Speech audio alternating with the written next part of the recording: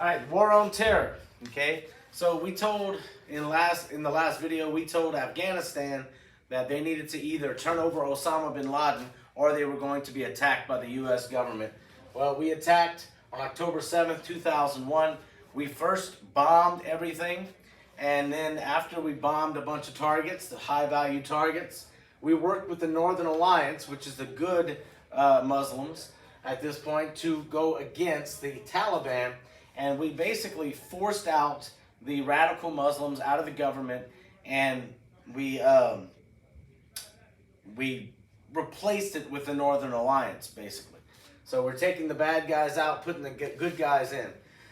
The U.S. lands troops in Afghanistan and launches Operation Anaconda on the Pakistan-Afghan border to capture al-Qaeda operatives and Osama bin Laden.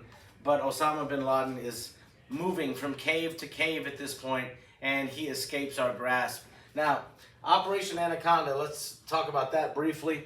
An anaconda is a large snake, as you know, and the way it kills is by constricting. So it's going to squeeze its prey to death. And that's the plan here. We're going to surround these mountains where Osama and his men are hiding, and we are going to slowly reduce the perimeter down until we capture or kill all of them. Okay? President Bush unleashes a new thing called the Bush Doctrine during this phase. The Bush Doctrine says the U.S. will use preemptive military force to stop foreseeable attacks. So a lot of people thought that he was overreaching with this. Basically what it means is if he thinks you're going to attack the United States of America, then America is justified in attacking that person that's going to attack. In January 2002, during the State of the Union address, George Bush identifies countries which have been known to sponsor terrorism. And he called them the Axis of Evil. And that should sound very familiar to you. The Axis powers were the bad guys in World War II. So he wants to label these people as just as serious as a threat as Hitler and Mussolini and Emperor Hirohito. So these Axis of Evil is Iraq, Iran, and North Korea. And not much has changed, folks. Iran and North Korea are still very big enemies of the United States. Iran is working on getting nuclear missiles at this point in 2024, and North Korea already has them, unfortunately. So, during these wars, something happens here. Saddam Hussein, the leader of Iraq, which is the guy that we talked about before, he had taken over Kuwait back in the original Persian Gulf War. Now, during the time from the Persian Gulf War to the War on Terror, it's been a good 10 years since it started. And during that time, Saddam Hussein used nerve gas to kill hundreds of thousands of his own people because they were a different type of Muslim than he was, and he didn't like them. So he used VX sarin gas.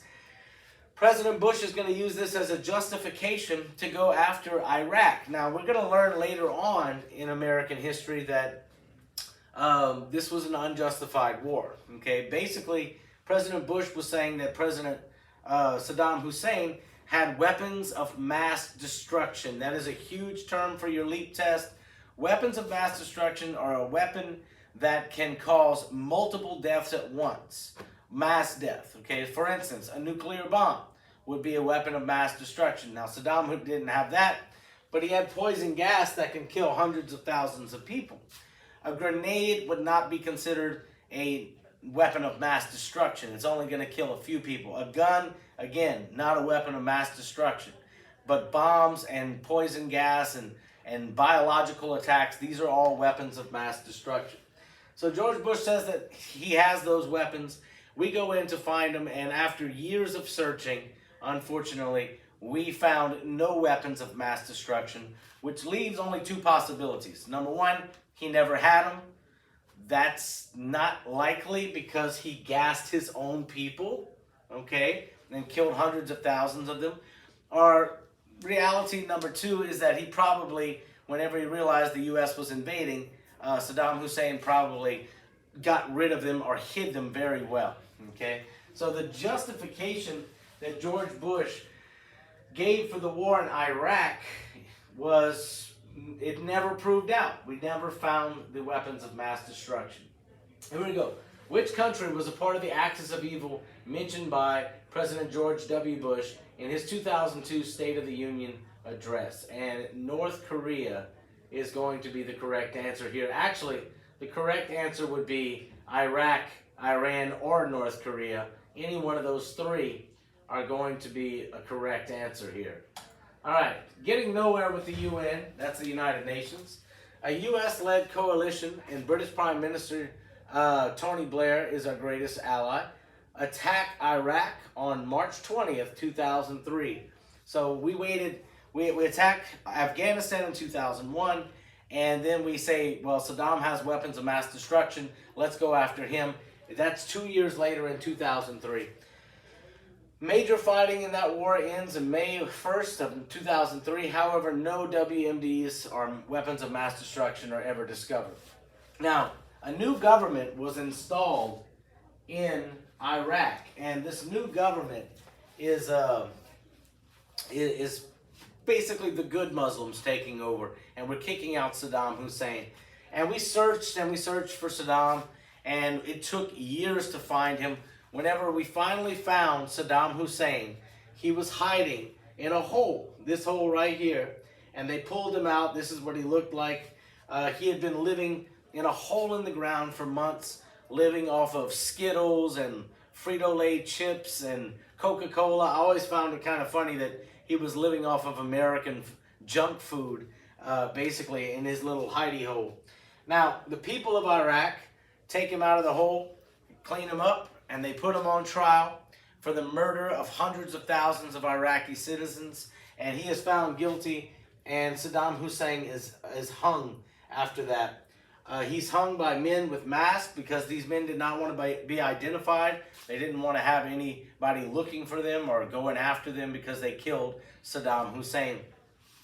The video exists of Saddam Hussein's hanging. I am not going to show it to you. Look it up. If your parents think that it's okay for you to watch, you can find it on the internet. Okay? But I'm not going to be showing it to you. Here we go. The U.S. led an invasion against Iraq in 2003, which started the Second Persian Gulf War. What was the main stated justification for this invasion? And it is going to be the elimination of weapons of mass destruction, which were never found, by the way. So we didn't actually accomplish our goal here. All right, Iraq quickly turns into guerrilla warfare with insurgents utilizing improvised explosive devices. Basically, they're making homemade bombs, burying them in the road, and then when you go and walk on them, you blow up. Or if you drive on it with a vehicle, you blow up. President Bush chooses to emphasize the importance of stabilizing Iraq over Afghanistan. The war on terror left the U.S. with a problem of where to imprison captured terrorists and enemy combatants. President Bush chose Guantanamo Navy base in Cuba. If you remember from the Spanish-American War earlier this year, we got Cuba as part of the Spanish-American War, but we promised them with the Platt Amendment and the Teller Resolution, we promised them their freedom if they would give us a Navy base. And in the early 1900s, it's 1901, they give us 1898, they give us Guantanamo Bay, Cuba.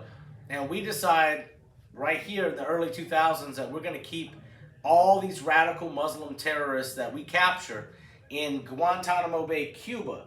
And there's two reasons for that. Number one, if they escape, they can't escape to the Middle East and start fighting us again. Number two, if we put it in America, a couple of things happen.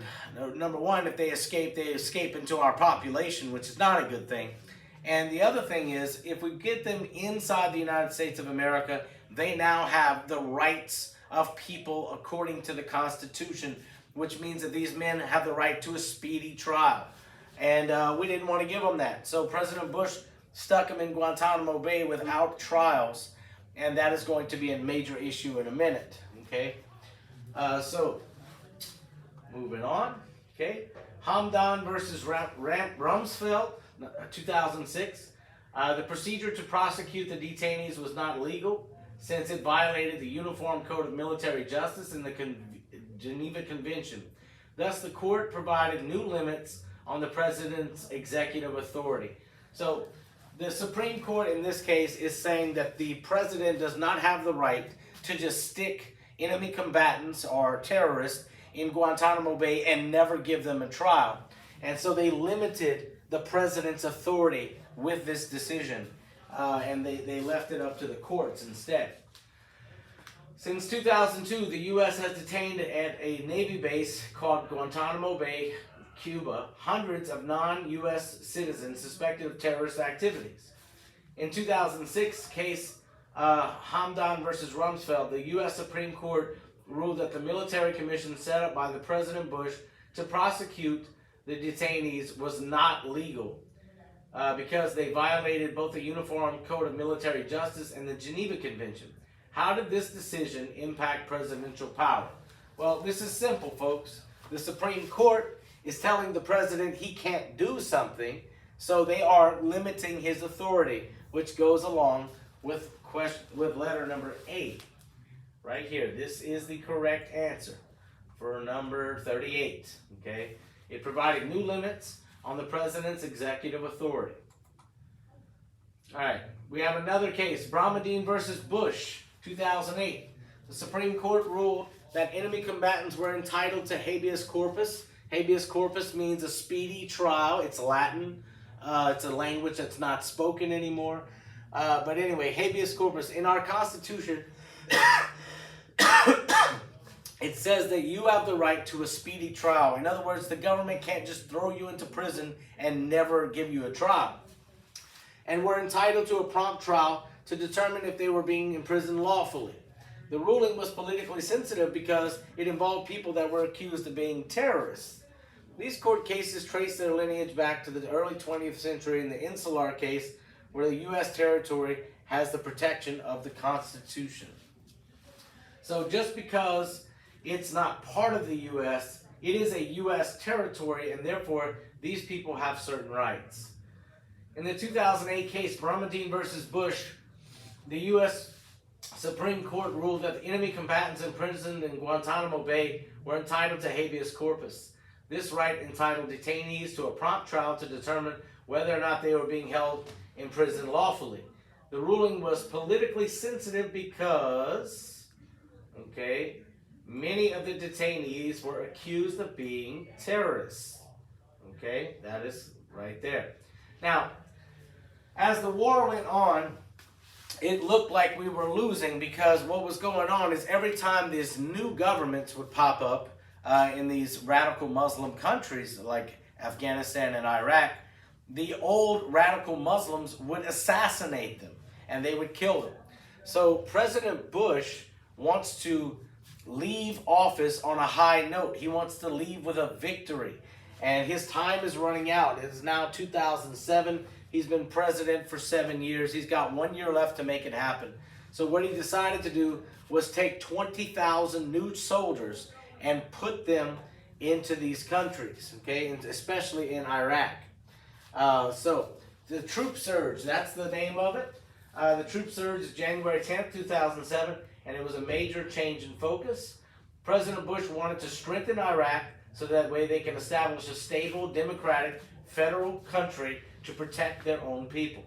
Bush orders 20,000 additional troops to be stationed primarily in Baghdad, that's the capital of Iraq, right here, to protect the population and isolate the extremists and to create space for political and economic growth to stabilize the country. So they're trying to stabilize the country, basically.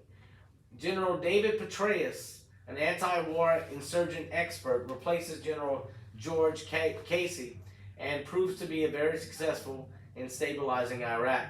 Democrat presidential candidates were outraged, calling for the end of the war. And that was one of the things that the next president, President Barack Obama, is going to be really up on. He's going to want to end these wars in Iraq.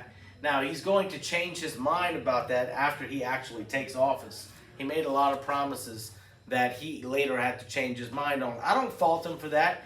I mean, he got new information. He changed his mind. That's basically what happened. But a lot of Republicans attacked him for that.